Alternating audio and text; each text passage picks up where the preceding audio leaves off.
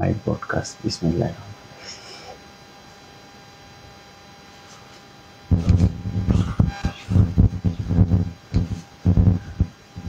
আসসালামু আলাইকুম ওয়া রাহমাতুল্লাহি ওয়া বারাকাতুহু। আমার প্রিয় দাখিল বেচের পোলাপাইন অনুজেরা, কেমন আছো তোমরা? আশা করছি ভালো আছো সবাই।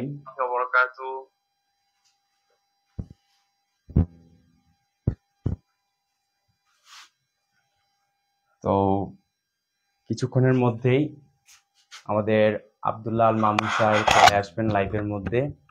আজকে আরবি দ্বিতীয় পত্রের ইলমুস সরফ এই বিষয়টার উপর তিনি ক্লাস নেবেন এবং অবশ্যই আমরা সেই ক্লাসে সবাই জয়েন করব। তো তোমরা যারা এখনো যুক্ত হও নাই সকলেই যুক্ত হয়ে যাও।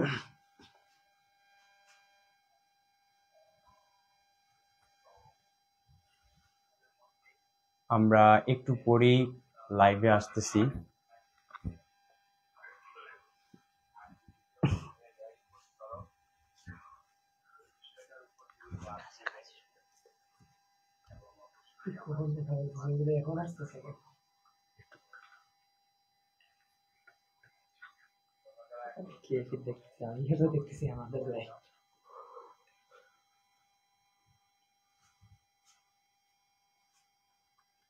তো আমরা আর দেরি না করি, আমরা ইনশাআল্লাহ আব্দুল্লাহ স্যার আমাদের মাঝে চলে আসবেন এবং ক্লাস শুরু হয়ে যাবে।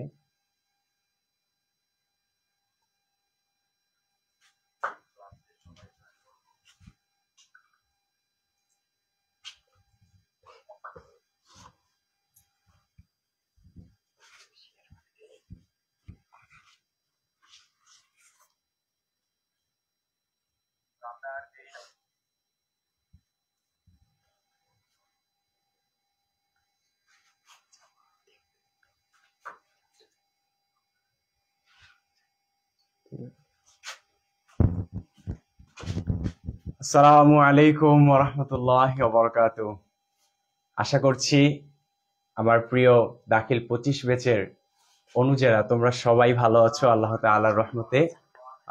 আমিও আল্লাহ তাআলার রহমতে অনেক বেশি ভালো আছি আলহামদুলিল্লাহ।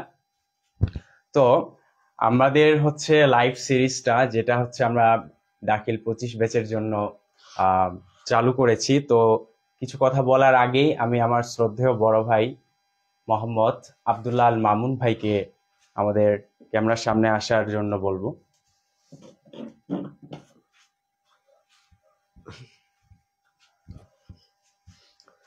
আসসালামু আলাইকুম ওয়া রাহমাতুল্লাহ।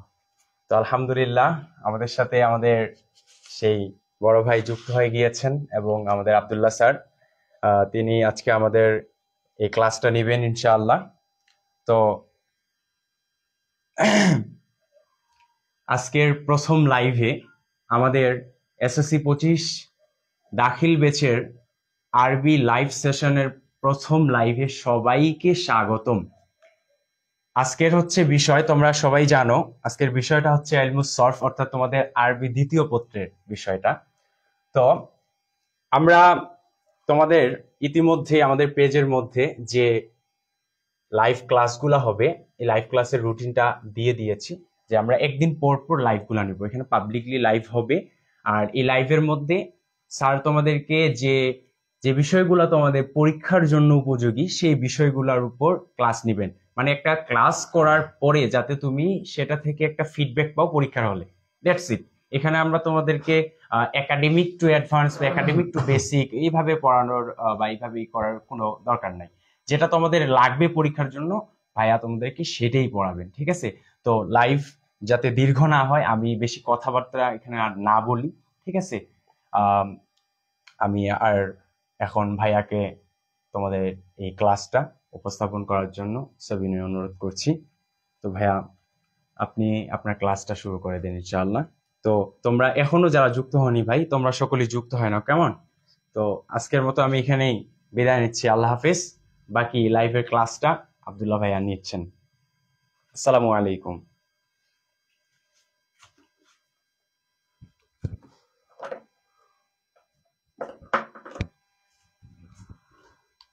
প্রিয় শিক্ষার্থীবৃন্দ, তোমরা সকলে কেমন আছো? অবশ্যই কমেন্টে জানাও যে তোমরা সকলে কেমন আছো, কে কোথা থেকে দেখতেছো আমাদের এই লাইভ ভিডিওটি।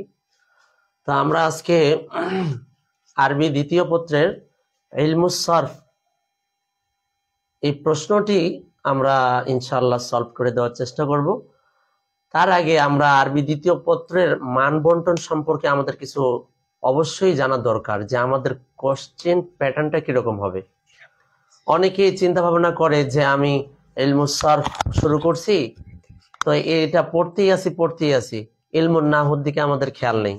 আবার অনেক সময় দেখা যাচ্ছে যে আমাদের অন্যান্য যেগুলি রয়েছে, বাংলা থেকে আরবিকরণ, আরবি থেকে বাংলাকরণ, এগুলি বিষয়, তো এই বিষয়গুলি আমাদের জানা থাকা দরকার। সব বিষয়গুলি মাথায় থাকা দরকার যে কোন টপিকটা আমাদের কতটুকু পড়তে হবে। তো যাই হোক, ইলমুস সরফ থেকে মূলত তোমাদের দুইটি প্রশ্নের আনসার করতে হবে। এখানে 5 করে 10 থাকবে। আবার নাহু অংশ থেকে তোমাদের 4টা প্রশ্নের আনসার করতে হবে। 6টা প্রশ্ন দেওয়া থাকবে, 4টার আনসার করতে হবে। আর এখানে 20 মার্ক থাকবে। আর তোমার তারপরে কাওয়াইদ যাচাই থেকে তোমার মনে করো যে 25 মার্ক থাকবে। এই টোটালে মনে করো 55 মার্ক। আর এদিকে মনে করো যে তোমার বাংলা থেকে আরবি 10, আরবি থেকে বাংলা 10, 20। তারপরে তোমার মনে করো যে এদিকে আর কি থাকতেছে, অবশ্যই দরখাস্ত থাকতেছে, দরখাস্তের মধ্যে 10 থাকবে। এবং সর্বশেষ যেটা তোমাদের রচনা, এই রচনার মধ্যে তোমাদের 25 থাকতেছে। তো এই হলো পূর্ণ 100 মার্কের তোমাদের কোশ্চেন প্যাটার্ন। তো এই 100 মার্কের মধ্যে আমরা ইলমুস সরফ অধ্যায় থেকে যদি 2টা প্রশ্নের অ্যান্সার করতে হয়, তো মোটামুটি মনে করে যে আমরা 6 থেকে 8টা যদি পড়ি, 6টা পড়লেই এনাফ। 6টা প্রশ্ন যদি আমরা 6 থেকে 8টা প্রশ্ন যদি আমরা ভালো করে পড়ে যাই, তো আমরা ইনশাআল্লাহ 100% বলতে পারি। 100% না বললেও মনে করো যে 99% বলতে পারো যে এই 8টা প্রশ্ন পড়ে গেলে তোমার এই 8টা প্রশ্নের মধ্যে 2টা কমন অবশ্যই পাবা ইনশাআল্লাহ। কারণ 3টা দেওয়া থাকবে, 3টার মধ্যে 2টা করতে হবে। তাই যাই হোক, তো আমরা আজকে প্রথমে ইলমুস সরফ শুরু করব ইনশাআল্লাহ। তো আবারও বলছি তোমাদেরকে বিশেষভাবে, যারা লাইভটা দেখছো, তোমাদের প্রথমেই অনুরোধ তোমরা লাইভটাকে শেয়ার করো এবং রিঅ্যাকশন ইউজ করবা। যে কোনো রিঅ্যাকশনই তোমরা ইউজ করতে পারো। আর অবশ্যই কমেন্ট করবা যে তোমাদের লাইভটা কেমন লাগতেছে। তো আমাদের আলোচনার বিষয় হলো ইলমুস সরফ।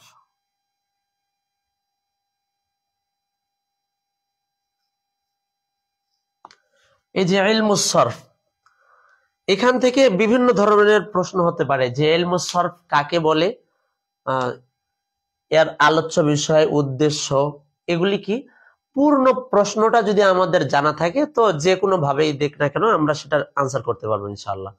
তো যাই হোক, ইলমুস সরফ এটা হলো আরবি ব্যাকরণের, আমরা জানি প্রত্যেকটি ভাষা ঠিক রাখার জন্য তার নির্ধারিত কিছু ব্যাকরণ রয়েছে। তো আরবি ভাষাটাও যেন ঠিকঠাক থাকে, যার কারণে তার ব্যাকরণ তৈরি করা হয়েছে। তো যাই হোক, এই আরবি ব্যাকরণের কয়েকটি পার্টের মধ্যে উল্লেখযোগ্য যেটা প্রথম ধাপ, সেটাই হলো ইলমুস সরফ। তারপরে হলো ইলমুন নাহু, তারপরে বালাগাত, মান্তিক, এগুলি আছে। তো যাই হোক, ইলমুস সরফ আর ইলমুন নাহু এই দুইটা হলো আরবি ব্যাকরণের একেবারে বেসিক। এই দুইটা যদি কেউ না জানে, না পারে, তাহলে সে আরবি ভাষার তেমন একটা দক্ষতা অর্জন করতেই পারবে না। তো যাই হোক, ইলমুস সরফটা হলো একেবারে সূচনা, শুরু। তাই আমরা এই প্রশ্নটার আনসার করতে যেয়ে বলতে পারি যে ইলমুস সরফ এমন একটি আরবি ব্যাকরণের অধ্যায়, যেটা না জানা থাকলে আমাদের আরবি ব্যাকরণের বেসিকটাই জানা হবে না। তো এখন লক্ষ্য করো, ইলমুস সরফ, এই ইলমুস সরফের মধ্যে 2টা অংশ আমরা লক্ষ্য করছি, একটা হলো ইলম আর একটা হলো সরফ। তো এই ইলমুন মানে হলো জ্ঞান বা জানা, সরফ মানে হলো পরিবর্তন, রূপান্তর করা। তো যাই হোক, আমরা গতানুগতিক ভাবে যেভাবে আমরা পরীক্ষার রুমে আনসার করব সেটা দেখি। প্রথমেই আমাদেরকে বলতে হবে যে ইলমুস সরফ এটি একটি যৌগিক শব্দ বা যৌগিক একটা বাক্য। 2টা শব্দের সমন্বয়ে এই বাক্যটি গঠিত হয়েছে, একটা হলো ইলম আর একটা হলো সরফ। এই 2টার সমন্বয়ে আমাদের এই বাক্যটি গঠিত হয়েছে, ইলমুস সরফ। তো ইলমুস সরফ প্রথমেই আসলো ইলম, এই যে ইলমটা এটা হলো এক বচন। তুমি পরীক্ষার হলে যখন লুগাত লিখবা, শাব্দিক অর্থ লিখবা, তখন আগেই বলবা যে তোমার আসবে যে লুগাতান ওয়া ইসতিলাহান, পারিভাষিক শব্দ লেখো এবং সেটার কি বলে আবিধানিক এবং পারিভাষিক দুইটারে সংজ্ঞা দিতে বলবে। তো ইলমুস সরফ এর লুগাত যখন বলবা, আবিধানিক অর্থ যখন বলবা, তখন বলতে হবে ইলম শব্দটি এক বচন, এর বহু বচন কি হবে? অবশ্যই উলুমুন। উলুম এটা হলো উলুমুন। উলুমুন মানে হলো জ্ঞান, এই ইলমের বহু বচন হলো উলুম। তো এটা বলার পরে তুমি আরো একটি বলতে পারো যে ইলম শব্দটি হলো কোন বাব থেকে এসেছে, বাবগুলি মনে করতে হবে। আমি চিন্তা করছিলাম যে তোমাদেরকে বাব পড়াবো, কিন্তু যেহেতু তোমাদের পরীক্ষা একেবারে কাছাকাছি চলে আসছে, তো এখন আমরা ওইদিকে না যে আমাদের পরীক্ষার জন্য যেগুলি খুব দরকার সেগুলি জানতে হবে। তো ইলম শব্দটি এক বচন, এর বহু বচন হলো কি? উলুম। এটি বাবে সামিয়া থেকে আসছে, তার মানে আমরা বলতে পারি আলিমা ইয়ালামু, এটা হলো বাবে সামিয়া। দেখা যায় নিচে ইয়াসমাউ, তাহলে বাবে সামিয়া ইয়াসমাউ থেকে আসছে। তো যাই হোক, ইলম শব্দটি এক বচন, আমি বারবার বলছি যেন তোমাদের মুখস্থ হয়ে যায়, পরীক্ষার হলে যেন তুমি কিছু লিখতে পারো। ইলম শব্দটি হলো এক বচন, বহু বচনে হলো উলুমুন। এক বচনে হলো ইলম আর বহু বচনে হলো উলুমুন বা উলুম। তাহলে এই উলুমুন শব্দটি বহু বচন, এই ইলম শব্দটির বাব কি? এটা হলো আলিমা ইয়ালামু, তাহলে সামিয়া ইয়াসমাউ, এর বাব হলো বাবে সামিয়া। তো যাই হোক, প্রথমে আমরা বললাম যে এটা হলো এক বচন উলুম শব্দটি, এবং এটির বাব হলো বাবে সামিয়া। তো এইভাবে করে লিখতে হবে। তোমার একটা কথা বারবার মাথায় মনে রাখতে হবে যে পরীক্ষার হলে প্রশ্নগুলোর আনসার এমন ভাবে করতে হবে যেন স্যার তোমার খাতাটাকে আলাদা নজরে দেখে। এটা করতে গেলে তোমার কি করণীয়? এক নম্বর করণীয় হলো তোমাকে সুন্দরভাবে উপস্থাপন করতে হবে যে আমি এটি ইলমুস সারফ বিষয়টা বর্ণনা করছি। তারপরে শাব্দিক অর্থের মধ্যে এই কথাগুলি লিখবা যে ইলম শব্দটি এক বচন, এর বহু বচন হলো উলুমুন। তারপরে ইলমুন শব্দটি আসছে বাবে সামিয়া থেকে, সামিয়া ইয়াসমাউ, আলিমা ইয়ালামু। এইভাবে করে যখন গুছাই দিলে এটা শাব্দিক হয়ে গেল। এরপরে তোমাকে এখন বলতে হবে উলুমুন শব্দের অর্থ কি। এক নম্বরে যদি আমরা বলতে পারি, তাহলে এটা আমরা বলতে পারি আল মারিফাতুন।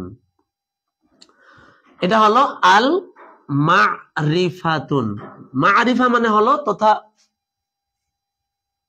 মারিফা মানে হলো জ্ঞান, মারিফা মানে জ্ঞান। তাহলে এক নম্বরে আমরা বলতে পারি ইলম শব্দের অর্থ হলো আল মারিফা তথা জ্ঞান।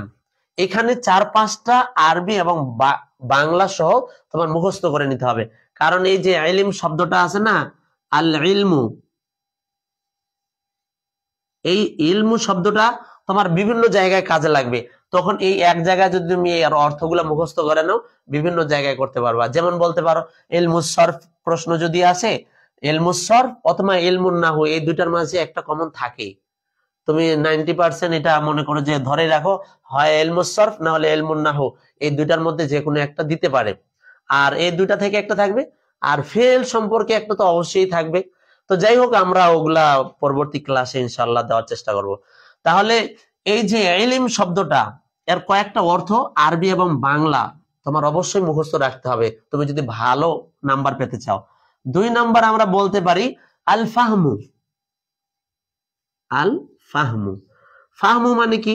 ফাহমু তথা বুঝা, ফাহমু মানে বুঝা। আল ফাহমু, ফাহমু মানে বুঝা। তাহলে দেখো, আল মারিফাতুন তথা জ্ঞান, আল ফাহমু তথা বোঝা, এটা হলো ইলমের অর্থ, ইলমের শাব্দিক অর্থ আল ফাহমু। 3 নম্বরে আমরা বলতে পারি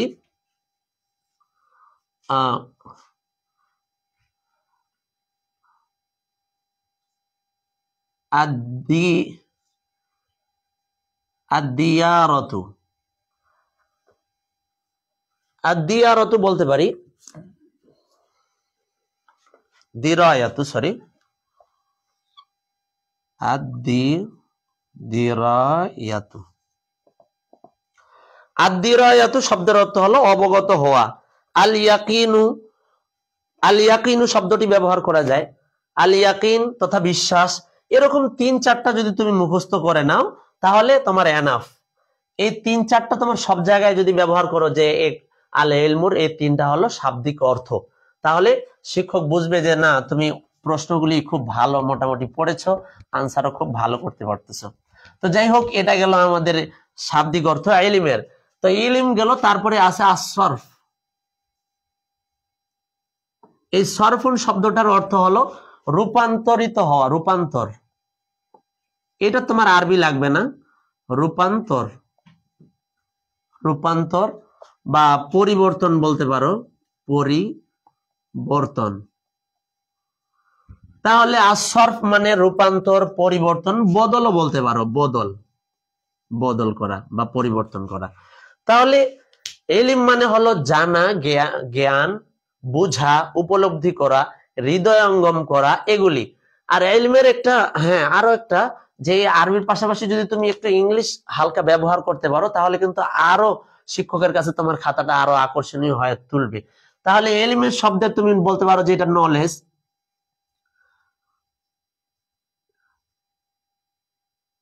KNOWLEDG, নলেজ। এই নলেজ মানে হলো জ্ঞান। তুমি আরবি লেখলা, বাংলা লেখলা, শেষে একটা নলেজ লেখাই দিলা, তাহলে বুঝবে যে না এই ছাত্রটি আসলে সব দিকেই তার জ্ঞান মোটামুটি ভালোই রয়েছে। তো যাই হোক, এটা হলো ইলমের শাব্দিক অর্থ, যেটা তার মধ্যে এটা লাগাই দিবা। আর সরফের রূপান্তর হওয়া, পরিবর্তন হওয়া, বদল হওয়া, এটাকে তুমি ইংলিশে বলতে পারো যে টু চেঞ্জ, CHANG, চেঞ্জ মানে হলো বদল করা। তাহলে এই যে ইলম আর সরফ দুইটা তুমি শাব্দিক অর্থ বলে দিলা, আমি মুখে মুখে বলছি, দরকার হলে বারবার পড়ে পড়ে আমার সাথে মুখস্থ করে নাও। ইলম শব্দটি এক বচন, বহু বচনে হলো উলুমুন। ইলম শব্দটি বাবে সামিয়া ইয়াসমাউ থেকে আসছে, আলিমা ইয়া আলামু, সামিয়া ইয়াসমাউ, এভাবে করে মুখস্থ রাখবা। আলিমা ইয়া আলামু, সামিয়া ইয়াসমাউ, বাবে সামিয়া থেকে আসছে। তারপরে ইলম শব্দের কয়েকটি অর্থ যদি বলতে চাও, শাব্দিক অর্থ, তাহলে ইলম শব্দের অর্থ এক নম্বর বলবা আল মারিফাতু, জ্ঞান। তারপরে বলতে পারো আর ফাহমু, জানা, আর দিরায়াতু, তারপরে আল কিনায়া, এগুলা বলা যায়। তারপরে আমরা এগুলা বলবো আসরফ, শেষে বলবো আর নলেজ মানে জানা। আসরফের বলবো রূপান্তর হওয়া, পরিবর্তন হওয়া, বদল হওয়া, এটাকে আমরা ইংলিশে বলতে পারি টু চেঞ্জ বা পরিবর্তন হওয়া। তাহলে এগুলি গেল আমাদের শাব্দিক অর্থ। এবারে আসো আমরা আল ইস্তিলাহ, যেটা লুগাতুন শেষ, আল ইস্তিলাহ এবার আসলো। আল ইস্তিলাহ, ইস্তিলাহান। এই যে আল ইস্তিলাহ মানে হলো পারিভাষিক সংজ্ঞা। এই পারিভাষিক সংজ্ঞার ক্ষেত্রে আমাদেরকে অবশ্যই একটা আরবি সংজ্ঞা মুখস্থ রাখতে হবে। তো তোমাদের গাইড বইয়ে লক্ষ্য করবা যে ছোট্ট একটা সংজ্ঞা আছে, যেটা শেষে, ওই সংজ্ঞাটা তোমরা মুখস্থ করবা। লেখা আছে যে মাউসুআতুন নাহয়ি, মাউসুআতুন নাহয়ি ওয়াস সরফি ওয়াল ইআরাব। এর গ্রন্থকার লিখেছেন এই সংজ্ঞাটি, সেটা হলো হুয়া ইলমু তুরাফু বিহি আবনিয়াতুল কালিমাতিল মুতাসাররিফা, কালিমাতিল মুতাসাররিফা। তাহলে এর অর্থ হলো সরফ এমন একটি শাস্ত্র যার সাহায্যে রূপান্তরশীল শব্দের গঠন সম্পর্কে জানা যায়। এখানে আমরা একটা জিনিস ভালো করে বুঝে নেই যে এই যে আল ইলমুস সরফ, এই ইলমুস সরফ মূলত এর আলোচ্য বিষয় আর উদ্দেশ্যের মধ্যে একটা কথা আছে, এটা আগে একটু বলে নিচ্ছি এটা বোঝার ক্ষেত্রে, যে এই ইলমুস সরফ আমাদের মূলত শব্দ রূপান্তর হওয়া সম্পর্কিত যেগুলি জ্ঞান, সেগুলি আমরা বুঝবো, নট বাক্য। বাক্য আলোচনা হবে তোমার ইলমুন নাহুতে, আর ইলমুস সরফে শব্দ নিয়ে আলোচনা হবে। ইলমুন নাহুতে শব্দ বাক্য দুটা নিয়ে মূলত আলোচনা হয়, আর ইলমুস সরফ শুধুমাত্র শব্দের রূপান্তর, পরিবর্তন এগুলি সম্পর্কিত আলোচিত হয়, আলোচনা করা হয়। তাহলে আল ইস্তিলাহের মধ্যে আমরা সংজ্ঞা বললাম যে যে শাস্ত্র অধ্যয়ন করলে বা যে শাস্ত্র পাঠ করলে শব্দের রূপান্তর, পরিবর্তন এবং পরিবর্ধন সম্পর্কে বলা যায়। অন্যভাবে বলতে পারো যে শাস্ত্র অধ্যয়ন করলে যে আরবি ভাষার শব্দগুলি লিখতে বলতে পারা যায় তাকে ইলমুস সরফ বলে। সোজা ভাষায় বলতে পারো, 2-3টা সংজ্ঞা তোমার বাংলায় মুখস্থ করে নিতে হবে, আর একটা অবশ্যই আরবি দিয়ে মুখস্থ করে নিবা। যেটা সব থেকে ছোট তোমাদের গাইড বইয়ে, সেই সংজ্ঞাটা তোমরা মুখস্থ করে নিবা। তো বললাম যে ইলমুস সরফের পারিভাষিক সংজ্ঞা কি, যে শাস্ত্র অধ্যয়ন করলে শব্দের, অবশ্যই যদি বলতে পারো যে অর্থবোধক শব্দ তাহলে আরো ভালো হয়, অর্থবোধক শব্দের রূপান্তর, পরিবর্তন এবং পরিবর্ধন সম্পর্কে বিস্তারিত বা নিখুঁত ভাবে জ্ঞান অর্জন করা যায়, তাকে ইলমুস সরফ বলে। এখন আমরা এরপরে আসে একটা গর্দু, আর একটা হলো যে এর আলোচ্য বিষয় এবং এর উদ্দেশ্য। এই দুইটা জিনিস তোমাদের অনেক সময় আসে ইলমুস সরফের ক্ষেত্রে। তো এই ইলমুস সরফের আলোচ্য বিষয় এবং উদ্দেশ্য লক্ষ্য করো। আলোচ্য বিষয় যেটা, সেটা হলো আলোচ্য বিষয়। এই আলোচ্য বিষয় যেটা আছে আমাদের, এই আলোচ্য বিষয়টা যে আমাদের কোন কোন বিষয়ের উপর ফোকাস করতেছে ইলমুস সরফ। ইলমুস সরফ আমি যদি শিখি, আমি যদি জানতে পারি, তাহলে আমি আরবি গ্রামারের কোন কোন জিনিসগুলি পারবো, এটাই হলো তার আলোচ্য বিষয়। তো আমি একটু আগেই বললাম ইলমুস সরফের আলোচ্য বিষয় হলো তুমি যেন আরবি অর্থবোধক শব্দগুলি ভালোভাবে লিখতে পারো, পড়তে পারো, বলতে পারো, এর যোগ্যতা অর্জন করাটাই হলো ইলমুস সরফের মূল আলোচ্য বিষয়। এবং এর উদ্দেশ্য কি? এর উদ্দেশ্য অবশ্যই যে তুমি সব কথাগুলি, আরবি শব্দগুলি বলতে পারবা, লিখতে পারবা। আলোচ্য বিষয় হলো শব্দ, এই যে শব্দগুলি তোমার অর্থ থাকবে এবং রূপান্তরিত হবে, এই শব্দগুলো হলো আলোচ্য বিষয়। এবং এটা বলতে পারা, বুঝতে পারা, লিখতে পারা, এর যে যোগ্যতাটা, সেটাই হলো ইলমুস সরফের উদ্দেশ্য। তো আমি পুরা প্রশ্নটা যদি সামারি করে তোমাকে মুখে মুখে বলে দিতে চাই, তো আমার সঙ্গে বলতে পারো বা লিখতে পারো যে ইলমুস সরফ দুইটা শব্দের সমন্বয়ে একটা যৌগিক বাক্য। তার মধ্যে দুইটা পার্ট আছে, একটা হলো ইলম আর একটা হলো সরফ। ইলমুন শব্দটি এক বচন, বহু বচনে হলো উলুমুন। এটা হলো বাবে সামিয়া ইয়াসমাউ থেকে আসছে, আলিমা ইয়ালামু, সামিয়া ইয়াসমাউ। এবং এর কয়েকটি অর্থ আমরা বললাম আরবি দিয়ে এবং বাংলা দিয়ে। তার মধ্যে একটা হলো আল মারিফা তথা জ্ঞান, আল ফাহমু তথা বোঝা, এরকম উপলব্ধি করা, হৃদয়ঙ্গম করা, এবং শেষে একটা ইংরেজি শব্দ আমরা বসাই দিব, সেটা হলো যে নলেজ, জ্ঞান। এরপরে আমরা সরফ শব্দটার দিকে যাব। সরফ মানে হলো রূপান্তর হওয়া, পরিবর্তন হওয়া, পরিবর্তিত হওয়া, বদল হওয়া, এবং শেষে আমরা ইংরেজিতে বলতে পারি যে টু চেঞ্জ, পরিবর্তন হওয়া। তাহলে এটা গেল আমাদের শাব্দিক অর্থ। এরপরে আমরা আসলাম আল ইস্তিলাহ তথা পারিভাষিক সংজ্ঞা। এই পারিভাষিক সংজ্ঞাগুলি একটা সংজ্ঞা অবশ্যই মুখস্থ করে নিবা, আর আরবিতে আর বাংলায় দুই একটা সংজ্ঞা অবশ্যই তোমার মুখস্থ রাখতে হবে। তো সংজ্ঞাগুলো সহজ, যে জ্ঞান অর্জন করলে আমরা কি বলে শব্দের রূপান্তর, পরিবর্তন সম্পর্কে বিস্তারিত জ্ঞান অন্বেষণ করতে পারি, তাকে ইলমুস সরফ বলে। যে শাস্ত্র পাঠ করলে জ্ঞান, শব্দের রূপান্তর, পরিবর্তন সম্পর্কে বিস্তারিত আলোচনা বোঝা যায়, তাকে আমরা কি বলবো? সরফ, ইলমুস সরফ বলবো। তাহলে এটা হলো আমাদের আল ইস্তিলাহ। এরপরে আমাদের আসবে যে এর আলোচ্য বিষয় এবং উদ্দেশ্য। আলোচ্য বিষয় আমরা বলবো যে এর আলোচ্য বিষয় হলো শব্দ। কখনোই বাক্য বলতে যাবা না, কারণ বাক্যটা ইলমুন নাহু এর আলোচ্য বিষয়। ইলমুস সরফের আলোচ্য বিষয় কি?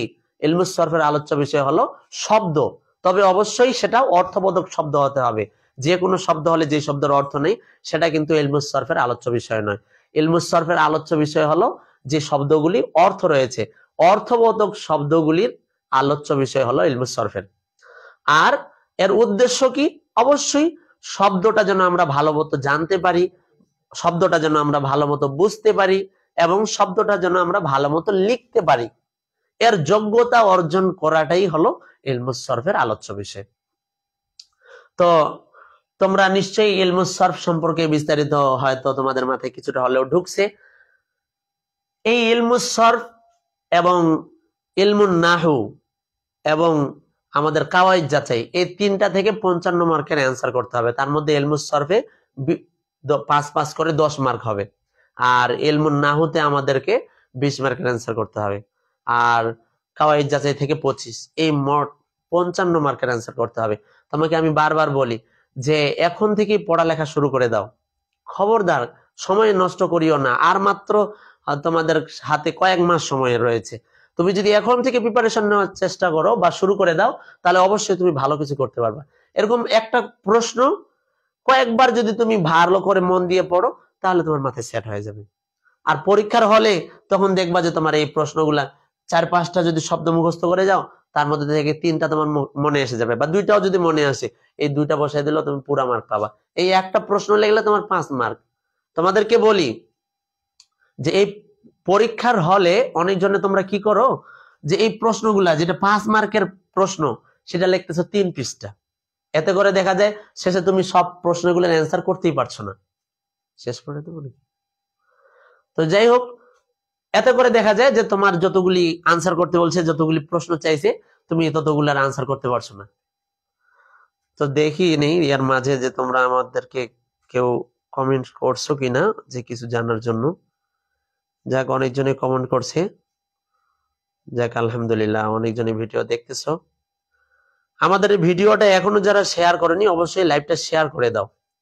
আর তোমরা অবশ্যই রিয়েক্ট ইউজ করো যে আমাদের ভিডিওগুলো আসলে কেমন লাগছে। আর এটাও তোমরা কমেন্ট করো যে আমরা আসলে কোন কোন প্রশ্নগুলি তোমাদের দিলে তোমাদের জন্য ভালো হয়। অবশ্যই তো আমরা যেগুলি ইম্পর্টেন্ট এগুলোর উপর ক্লাস দিব, এর বাইরেও যদি তোমাদের আর কোনো জানার থাকে তোমরা সেটার বিষয়ে আমাদেরকে জানাতে পারো, আমরা সেটার উপরে ক্লাস দেওয়ার চেষ্টা করবো ইনশাল্লাহ। তো যাই হোক, আমাদের লাইভ তোমরা অনেকেই দেখতেছো, প্রথম হিসাবে যে এতজন দেখতেছো এটাই শুকরিয়া। তো যাই হোক, আমরা যে বিষয়ে কথা বলছিলাম সে বিষয়ে যাই। তো যাক, যেটা বলছিলাম যে আমরা 5 মার্কের প্রশ্ন দেখা যায় যে অনেক লং করে ফেলছি, 2 পৃষ্ঠা 3 পৃষ্ঠা লিখতেছি, যেটা কমন পড়ে গেছে ওটা তো তুমি লিখতেই আসো। পরে দেখা যাচ্ছে আমি তো এদিকে আর 3টা প্রশ্ন বা 4টা প্রশ্ন দেওয়ার সময় পাচ্ছি না। এই ভুলটা কখনোই করবা না। 5 মার্কের প্রশ্ন তুমি 1 থেকে 1.5 পৃষ্ঠা লিখতে পারো। বড় জোর হাইয়েস্ট যদি লিখতে হয় যে না আমি খুব দ্রুত লিখতে পারি, স্পিডে লিখতে পারি, তাহলে 2 পৃষ্ঠা এনাফ, এর বেশি আর লেখার কোনো প্রয়োজন নেই। তো এইভাবে করে যদি তুমি সব প্রশ্নগুলা লেখো, সব প্রশ্নগুলো তোমাকে টাচ করতে হবে। একটা জিনিস তোমাকে বোঝাই দেই, মনে করো যে প্রশ্নের উত্তরে তোমাকে 5 নাম্বার দিবে, 5 নাম্বার, তুমি যদি এটা 5 পৃষ্ঠাও লিখো, যে তুমি এটা 5 পৃষ্ঠা লিখলা, তারপরেও তোমার নাম্বার যদি সর্বোচ্চ দেখে 5 দিবে। 5 কখনোই দেয় না, এটা 4 থেকে 4.5 পর্যন্ত ভেরি করে, এটা হলো সর্বোচ্চ মার্ক। এর থেকে বেশি নাম্বার তোমাকে এই প্রশ্নে দিবে না। তুমি এটা 4 পৃষ্ঠা লেখো আর 5 পৃষ্ঠা লেখো, বইয়ের ভাষায় হুবহু নকল করে লিখলেও তোমাকে 5-এ 5 দিবে না। আচ্ছা ধরলাম 5-এ 5 দিল, তুমি যে এই যে 5 পৃষ্ঠা লিখলা, শেষে যায় তুমি একটা প্রশ্ন, মনে করো যে রচনাটা তুমি লিখতে পারলা না, রচনার মধ্যে আছে 15 মার্ক, এই 15 মার্ক তখন তোমার পুরাটাই হাতছাড়া হয়ে গেল।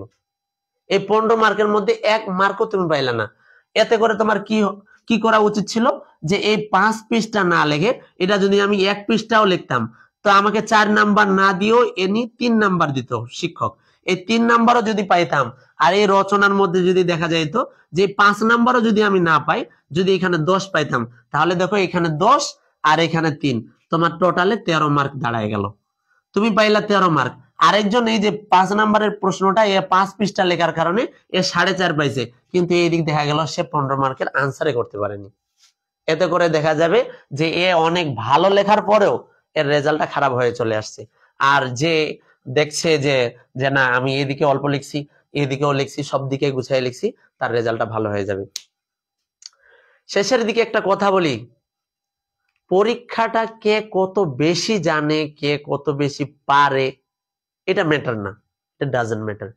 পরীক্ষা কি, তুমি সিলেবাস ভিত্তিক, তুমি কোশ্চেন প্যাটার্ন বুঝে কতটুকু মেহনত করতে পারছো, কতটুকু আনসার করতে পারছো, এটার যাচাই হয়। অনেকজনে অনেক জ্ঞানী, কিন্তু যেগুলি প্রশ্ন আসছে সেগুলো সে জানে না, তো তার রেজাল্ট কি আসবে? অবশ্যই খারাপ আসবে। আরেকজন সে পরীক্ষা দিছে, বেশি কিছু জানে না, প্রশ্ন রিলেটেড যেগুলি যেগুলি প্রশ্ন আসতে পারে এরকম মেইন প্রশ্নগুলি খুব ভালো করে পড়ছে, এবং এই যে এই জিনিসটা মেনটেন করছে যে প্রত্যেকটা প্রশ্নতে সে টাচ করছে, আনসার করার চেষ্টা করছে, পুরাটা না পারুক অর্ধেক বা অর্ধেকের বেশি করে আনসার করে আসছে। এই ছাত্রগুলি আসলে ভালো রেজাল্ট করে। আর যারা দেখবে যে শেষে প্রশ্ন ছাড়ে আসছে, এই ছাত্রগুলি দেখবা যে অবশ্যই তাদের রেজাল্ট তেমন একটা মানসম্মত হয় না। তো আমাদের লাইফটা রাফিদ কতক্ষণ হইলো? তো যাই হোক, আসো তোমরা আবার আসো, আমরা একটু শেষে তোমাদের কাছে কিছু অনুরোধ করে যাই যে যেহেতু আমাদের এটা নতুন প্ল্যাটফর্ম আমরা খুলছি, আরবি ক্লাস প্রথম আজকে হলো, ইনশাআল্লাহ তোমাদের প্রশ্ন অনুসারে আমরাও প্রশ্নগুলা দিতে থাকবো, আর যেগুলো ইম্পর্টেন্ট ওগুলা আগে আমরা দিব, তারপরে তোমাদের কমেন্ট অনুসারে বাকিগুলা দেওয়ার চেষ্টা করব। রাফিদ আসো এদিক। হ্যাঁ আসো। তো যাক, আমরা আজকে নতুন লাইভ মানে প্রথম লাইভে আসছি আর কি। তো আমাদের প্রথম লাইভ, এই যে রাফিদ রয়েছে আমাদের সামনে, এই প্রথম লাইভ আমাদের পেজ থেকে, আমাদের কি বলে এই প্ল্যাটফর্ম থেকে।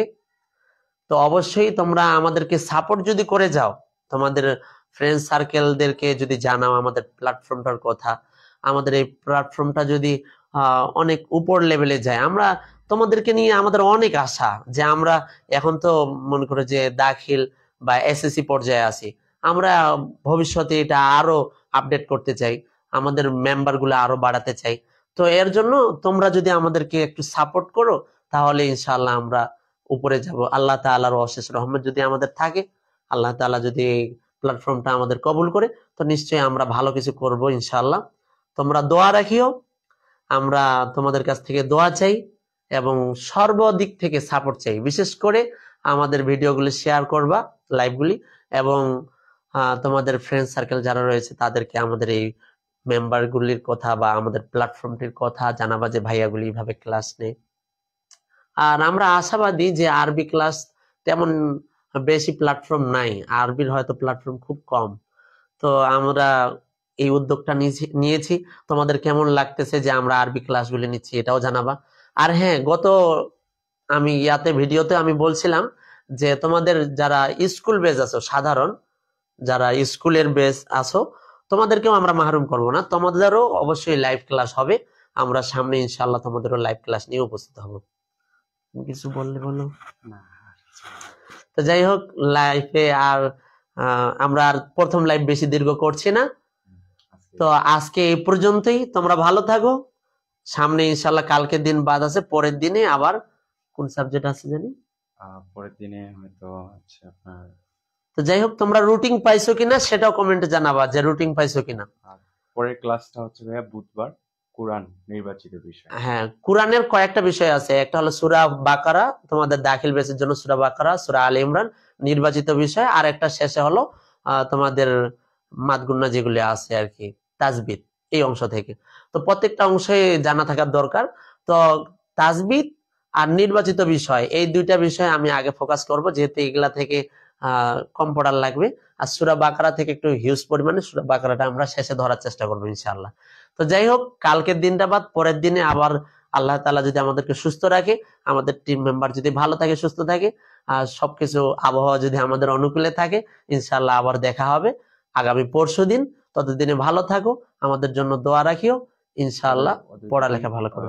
কোনো বিষয়ে প্রশ্ন থাকে তো অবশ্যই। হ্যাঁ, তোমাদের যদি কোনো প্রশ্ন থাকে যে এই আমাদের প্রশ্নগুলি বোঝাতে বা তোমরা বুঝতে পারো নি এই জিনিসটা, তো আমাদেরকে কমেন্টসে জানাবা, আমরা অবশ্যই নেক্সট ক্লাসে সেটা সলভ করে দেওয়ার চেষ্টা করবো ইনশাআল্লাহ।